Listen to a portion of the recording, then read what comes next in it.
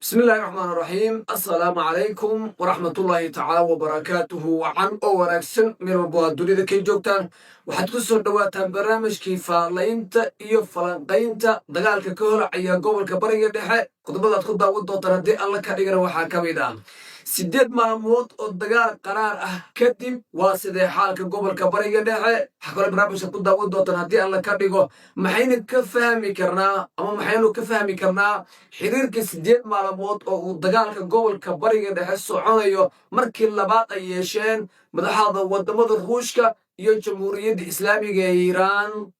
madaxweynaha waddanka Ruushka Vladimir Putin Iiraan waxa uu siinayaa ballanqaad cajiib ah oo daaha gadaashiisa laga maamulayo waxaa kaloo barnaamijka ku soo qaadan doonaa Maraykanka iyo Israa'iil oo ka yaaban sida daqiiqa ah ay u helayaan sirdoonka dowladda waddanka Iiraan halka ay yaalaan xukuumaha maamulka gumeystaha Israa'iil iyo dowladda waddanka Maraykanka waxaa kaloo barnaamijka ku soo qaadan doona haddii allo ka dhigo hadal Trump dhowr maalmood ka hor uu sheegay oo ay goordhow beenisay aqalka cad afhayeenkeeda gabadha Caroline la yidhaahdo maxaa kuu baxay barnaamijkaad ku daawan doontaan haddii alla ka dhigo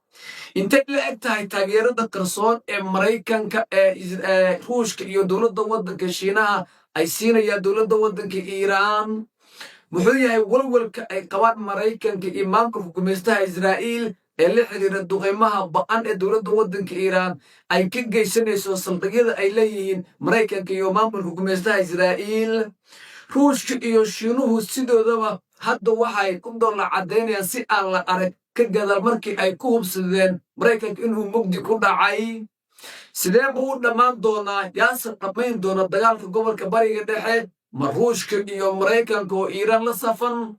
suurtagal ma tahay tani in dagaalkii saddexaad ee dunidaba dib hore loo sii galo oo nabad oo dhab ay dunida ka ahaado waa ayu cidda hadda dhexdhexaadnimo loo arki karo oo Iiraan iyo Israa'iil oo Maraykanka weeshinaysa intaba ay aamini karaan wararkan wuxuu ku soo kordhayna barnaamijka ku soo qaadan doona haddii alla ka dhigo aad mahadsantiin ama ogaanayna kanaalka subscribe si loo wadaaga saaxiibadina muuqaalka aragtidiina ka dhiibta jaalayaal wad mahadsantiin soo dhawaad waa hagaag anigu gudu galno marka barnaamijkan dabcan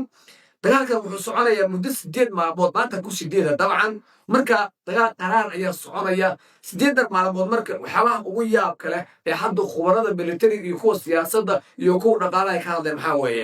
waxa weeye dabcan horta xaalka wejiga gobolka bariga dhexe oo dhan horta waa bedelay waxa soo baxday wax markii hore laga aaminsanaa inay yihiin inaan la rujin karin ayaa la ogaaday in ay ka nugul yihiin xuubka caarada waana Maraykanka imaamka gumeystaha Israa'iil wadamada Carbeed iyaguna 8 maalmood kadib oo dagaalka soconayo oo jubdi ugu horeysay kuwii weerar iyaga ahaayeen iska daa hadda inay isku xiiriyaan iyaga ayaa xataa kala shakisan qaar ka mid ah wadamada Carbeed baa aaminsan tusaale Imaaraadka Carabta oo kaleeto duqeymaha dowladda waddanka Iiraan ay geysanayso oo Imaaraadka ka dhacaya in Sacuudigu ay leedahay waa waxa kuma qabnaa duqeynta iyo gantaalada xagga Imaaraadka u kordhi u siyaadi sababtaasuna ay tahay sababta ciidanka ilaalada kacaanka u duqeynayaan saldhigyada ee Maraykanka iyo gumeystuhu ay ku leeyihiin waddanka istag Imaaraadka Carabta marka iyaga ayaa kala shakiyay xeed Imaaraadka ay leeyihiin waa Iiraan ay haddana duqeynaysaan gantaalada noo sima maxay inuu kaligeen markii 20 la inagu dhufto wadamada kale 10 loo qaybay waxaas maxay tahay bayleen marka waxaa horta markii ugu horeysa la bartay 8 maalmood kadib qorta nabad soo dhawa wax nabad la yiraahdo oo gobolka bariga dhex ka soo socda maanta ay barimi jiraan nin la yiraahdo Maxamed Ali Xuseeni oo nin wadaad ah oo Shiici ah laakiin xogaal ah waa ninkii yiri Xasan Nasrallah markii la dilay Allah ha haystee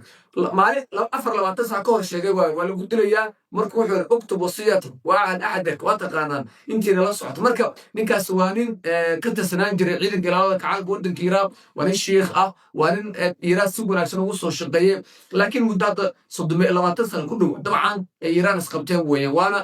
Saudi Arabia ayuu hadda ku nool yahay inta badan wadamada khaliijka ayuu wareegay laakiin waa nin xogta uu hayo daqiiq ay tahay weeye 99% sanad ka hor ayuu sheegay Khamenei in la dili doono marka ninkaas uu leeyahay gobolka bariga dhexe hal shay buu dagaalka ku joogsan karaa oo ah isbedel rasmi ah inuu gobolka bariga dhexe ka dhaco isbedel maxaa loo jeedaa marka isbedel rasmi waxaa loo jeedaa gobolka bariga dhexe sidan ma ahaan doono wadamo badan oo hadda wadamo sheeganaya cagti la barin doonaa xaalku adkaan doonaa kuwa yani waa laysu intaa sheegan doonaa marka waxa uusan leeyahay ninkan dagaalkan wuxuu yidhi maraykanka iyo xulafadiis waa dhinaca bay joogaan waana jabeen laakiin dhinaca kale ruushka iyo shiinuun wuxuu leeyahay shirkada gadaal bay ka taageen alaa inka xaal marka dagaalkan gobolka bariga wuxuu leeyahay isbedel inuu dhacaa isbedelkana laba shay un bay noqonayaan ama in shucuubtu ay qarxaan oo nimankan madaxda ay xaaran ku naahayaasha ah ee xijaabada wata ee hagoogan inta madaxa la soo qabto sharciga iyo karaamada laga qaado sayid qudubi baa wuxuu yidhi ilaaha u naxariistee ilaa buu yidhi iyo macaqan inuu ahaa sheekh kale oo isaguna carabu cabdiraxmaan kishki labadaas mid inuu ahaa daanyaan kala garan lahay wuxuu yidhi ilaa buu yidhi kuwa mujrimiinta ah ee caalamul islaami ee maamulaya aad sharafta ka qaadaan ee aad sharciyadda ka qaadaan wax gobonimo la yidhaahdo iyo dowladnimo in sharaf aad xananaysaan ma jirto yiri rasaas ma iibsadaan kumanadadan cadowgooda xataa qolqa waaxid laakiin wuxuu yidhi hubku waxay u haystaan shucuubta in lagu gumaado waad la socotaa ninka najaaska ee masar hadda maamulaya intuu ku leeyahay waddanka yacni hubka waxaa loo gadanaya oo keliya shucuubta in lagu xasuuqun baa loo gadanaya marka waana ficila baa la arkay caalamka islaami si dhab ah loo baroogeeyey marka wax macano laho caalamka islaami maanta joogan iiraana jirta iiraana waa ta hadda cadowga ku goobanayo ilaahay u gargaaro marka gobolka bariga dhexe marka waa taas in dadka shacabka ay kacaan ee nimanka madaxda ee xaaran ku dhaaxyaasha ay sharciga ka qaadaan wixii naybaal ka dhacay oo kaleeto inay ka dhacaan waa albaabka labaad in dagaalku uu sii kululaado oo sheekad meel xun gaarto oo la isdhex galo oo gacanta la isula tego oo wadamo badan oo hadda jira ay wadamo hadda jira ka mid noqdaan khaliijka oo dhan waxaa laga yaabaa laba dowladood inay ka soo baxaan marka la eego marka la isgacan saaro ceelasha la gubo yacni dagaal ahliya uu dhaco taani waa yeelkadeed oo dhinaca kalena israa'iil iyo maamulka gumaystaha iyaguna in laga saaro gobolka bariga dhexe oo niman kale cusub ay soo baxaan oo ay jabhada qarxaan oo xaaladdu ay gaadho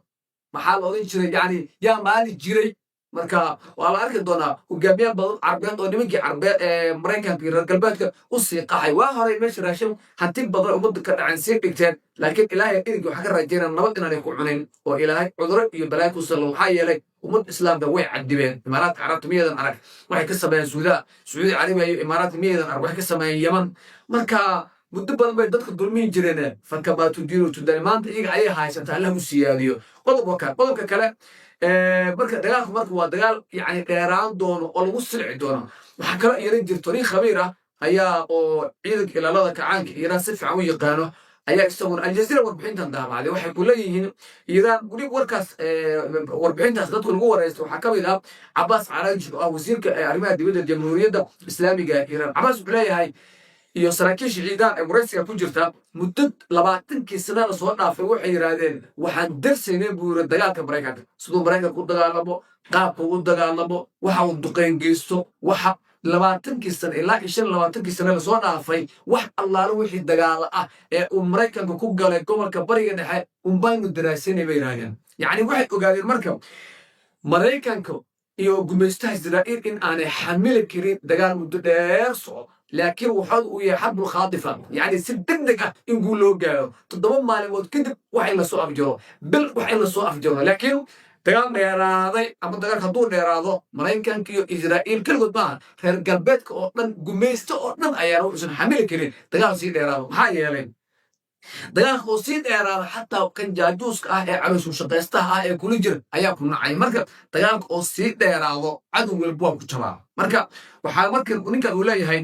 maraykanka waa horan dirasay buu soo dagaalamo hubku ku dagaalamo wax yani wuxuu ugu sameyn karo dagaalka maraykanka hadda lagu soo qaaday buu laakiin anagu 20 sano ka hor ayaa dagaalka ku qaaday buu dawladda waddanka maraykanka yani waxaanu dirasnay buu dagaaladooda sida u dagaalamaan waxay ka aaminsan yihiin dagaalada qorshaha ay wataan 20 sano ka hor ka diyaar garoonay buu yiri dagaalka ee maanta lagu jira maraykanka iyagu hadda soo qaadeen buu laakiin anagu 20 sano ka hor dagaal qaadnay buu marka inay burburiyaan iyo inay hubkeena burburiyaan iyo inay soo afjaraan iyo shata ma bayna dalika wartaasi hawax ka fikirin uu ma dhacayso la qadar allah laakiin ma dhacayso idin ilaa marka waa ka diyaar garoonay buu laakiin duqay waa geysan karaan magaalooyin waa burburin karaan aeroboor waa burburin karaan innaguna quraan ma akhriyana loo yiri wax ay sameeyeen wax ka daran baa sameeyay waliba iiraan wax ku hanjabaysa hubkan hadda adeegsanayso in uu yahay hubkii ay sameysatay muddo 15 sano ka hor yani waxaan hadda lagu dagaalamayaba وشن iyo 10 sano ka hor hub la sameeyo weeye marka laga tago gantaali yaro kooban oo sijiil iyo kharmashaar afar iyo camaad iyo laftarkooda xitaa kuwii dib loo casriyeeyay laba mar baa la isticmaalay midna garoonka lud la yiraahdo Benigorion ee dhulka gumaysto u haysto ayaa lagu garaacay waan aragtan garoonkiyo saafila iyo dakum baa laga dhigay waa kan qodobkaas waa intaasoo marka ninkan wuxuu leeyahay Mareykanku dagaaladiisu waa hore uu ka tashanay marka laga maya qoraxda galbeed ka soo baxday bay leeyahay Mareykanku inuu nijiyo marka taas waa hawshu aad iyo aad ay ku liidataa dhinaca kale sheekayaan ayaa socoto Mareykanka iyo Israa'iil waxay ka cabanayaan war Iiraan xogtan daqiiqda ah la garay dhulka ay gumaysto haystaan ee Falastiin al-Muxtalla la yiraahdo waa la gartay oo waxa laga yaabaa in Xisbullah iyo niman badan oo Carbeed iyo taajuusin ay ku leedahay laakiin wadamada khaliijka waxaa jiray hudheelo waxaa jirtay xaafado ay Mossad iyo CIA iyo Shabaab iyo balaayo ay deganayeen ayaa jirtay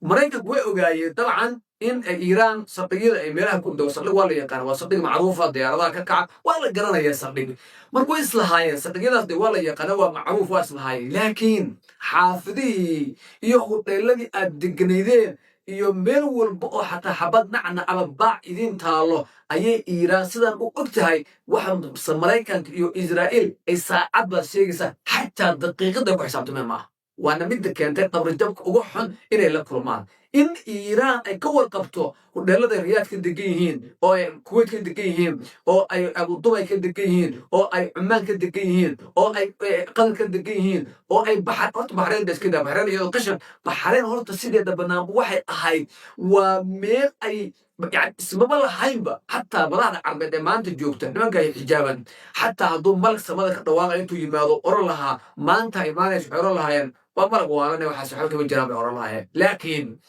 يعني ويت من هذا واحد كأرد جحسين بغرتويو لعبتي الدونكي شداركي يعني وضع سعطان بحرين والدولة الكريئة يعني إمارات الشنفر وديرين بحرين أردن هذا مغشان مروكو تونس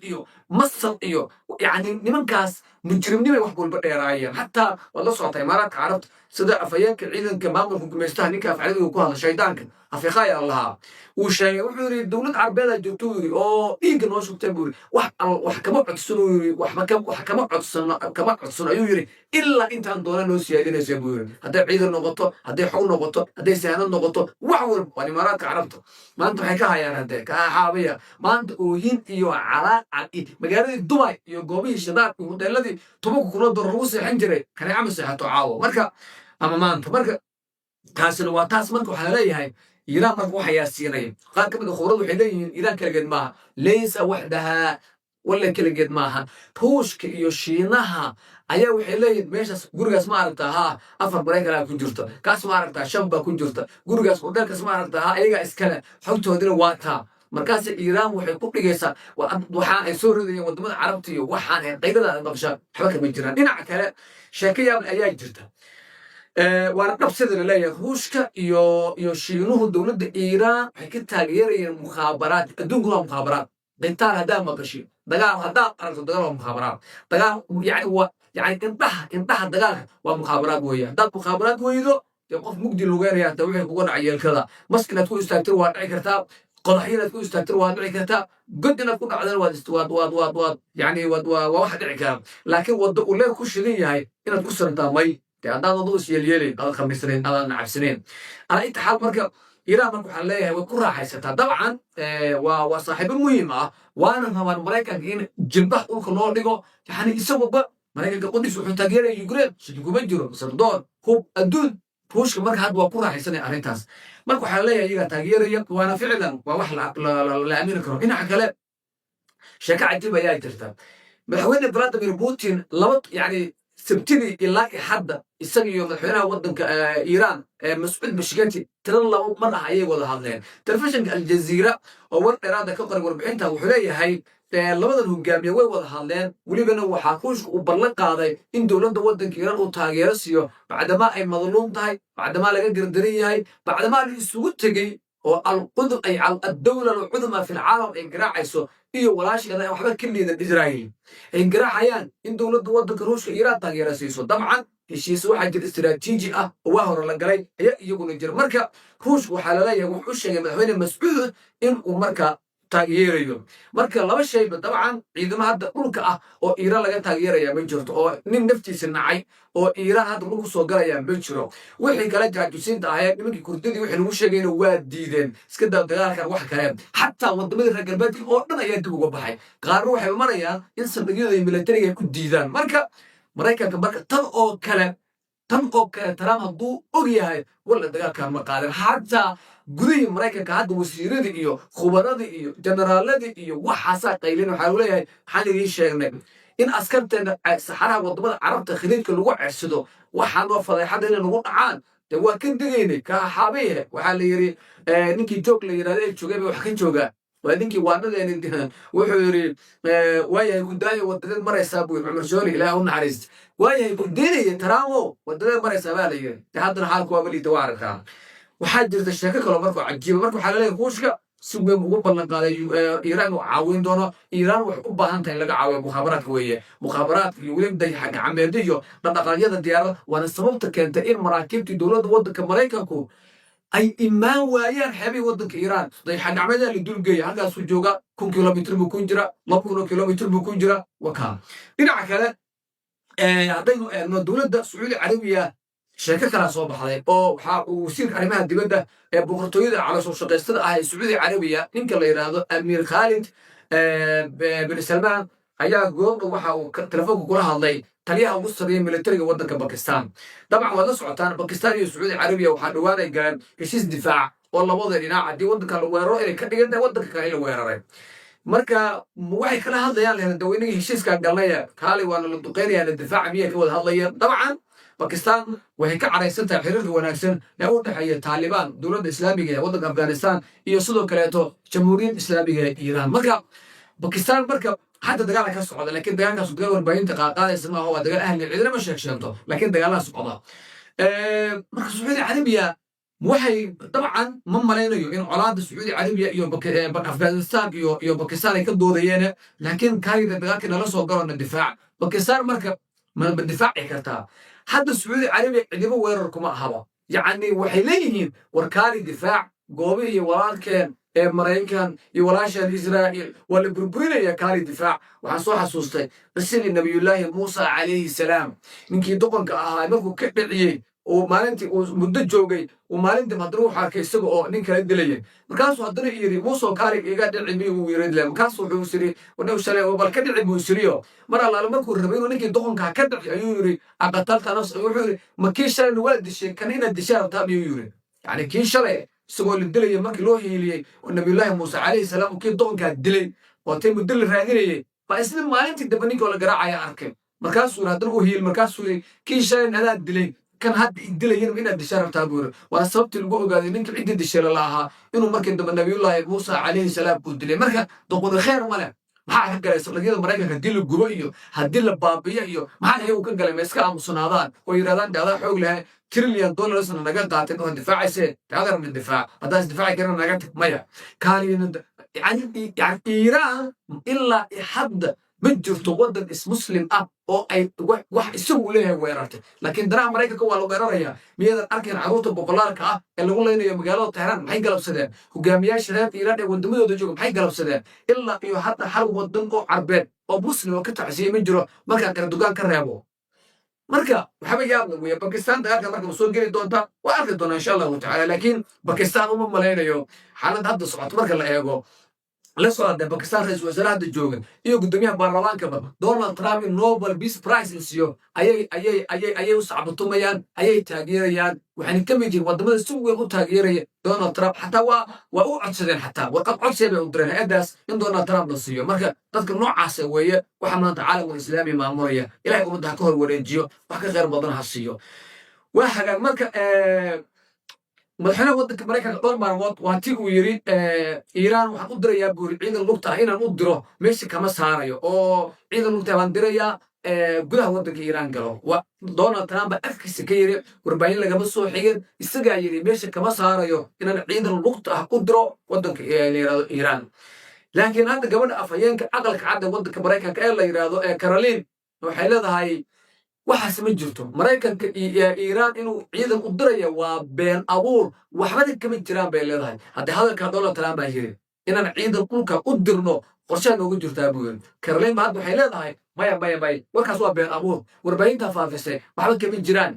يعني gudihii Mareykanka balaaye laga dareemay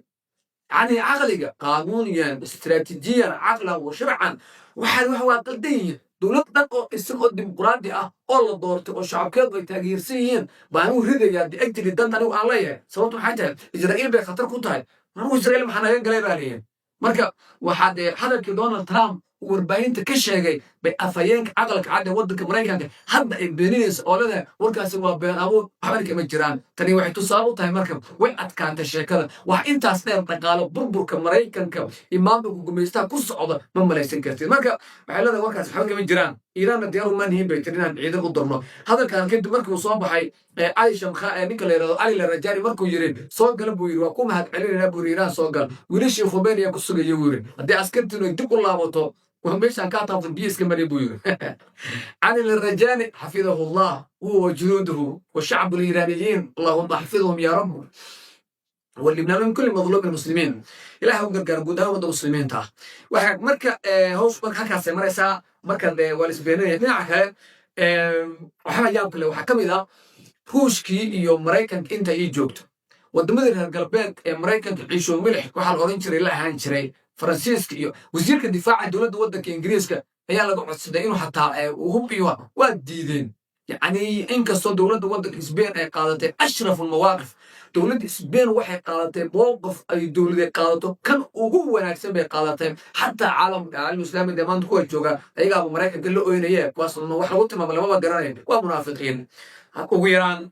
أنا حاول حاجة لي ما نقول مد بلاد العراق وقول قاضي وسلام حسب إلهي أقول حارسة لعقت يوشدار كخليج كبحرية ليبيا كل جبر بريه معمر القذاف إنك سو خير الله عين اللي بدو دبا الدوار بنتنا لا أقول حارسة دقال كل جبر بريه إمارات كعرب وحنا اكتب قدام وضع إذا أولا يجو أولا إذا قدرنا نقالة إذا وكذا قادمين دميت ودك أفغانستان سياش بقولك بأي حاجة قادم يوشدار كالعقد عالم الإسلام الدولة اللي مجرته إلا خليج كلماته إلا قطاعه الشباك اللي هو الرياض خليج كلها مرك يجونا ما نطوع ستاير ودعية إلهي وزيادية وحقك مرك هناك سمريسا روش يوشينها مرك شبه قصر يعني محايا لي مريكان واحد كان قد كدعي وحالته كل يدته مركز وحيلين وبيوري نيكي